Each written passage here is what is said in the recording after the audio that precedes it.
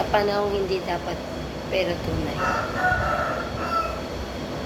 Kaligayahan na hinuhubog ng takot at pagsubok.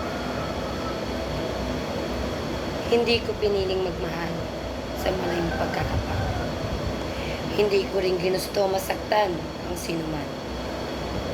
Pero dumating siya sa panahong hindi handa ang mundo para sa amin.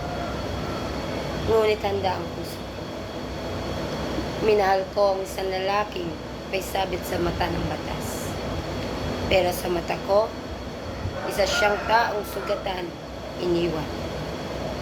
At pinilit binubuo ang sarili matapos iwanan ng kanyang asawa. Kasama ang anak na minsan naging mundo niya. Alam kong mali sa paningin ng iba. Alam kong husgahan nila ako. Pero may mga pagmamahal na hindi mo pinaplano. Dumating na lang, tumibok, at nanatili. 10 taon, hindi puro saya, hindi puro luha, kundi halo ng takot, pag-asa, at pananalig. Takot na baka isang araw, takutin kami ng batas.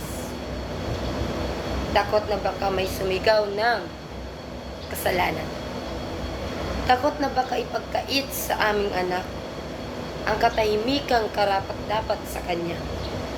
Pero sa kabila ng lahat, hindi kami pinaghiwalay ng pagkakataon. Bagkus, hinubog kami nito, doon namin nakilala ang isa't isa. Sa kahinaan, sa galit, sa pagod.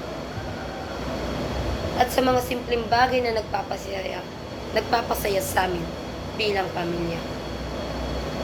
Hanggang isang araw, tumahimik ang panahon. Tumahimik ang pananakot. Ang babaeng minsan kinakatakutan ko.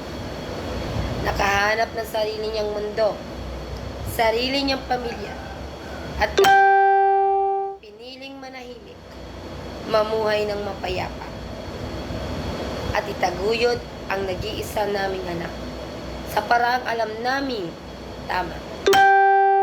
Hindi ko sinasabing perpekto ang aming kwento. Hindi ko rin hinihingi ang iyong pag-aproba.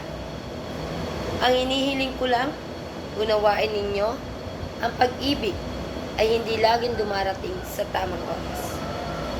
Pero, kapag totoo, mananatili kahit anong unos ang dumaan.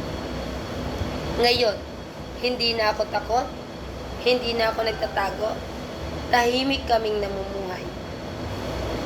May anak na nagsisilbing dahilan ng bawat pagbangon. At may pusong natutong magmahal na may pananagutan.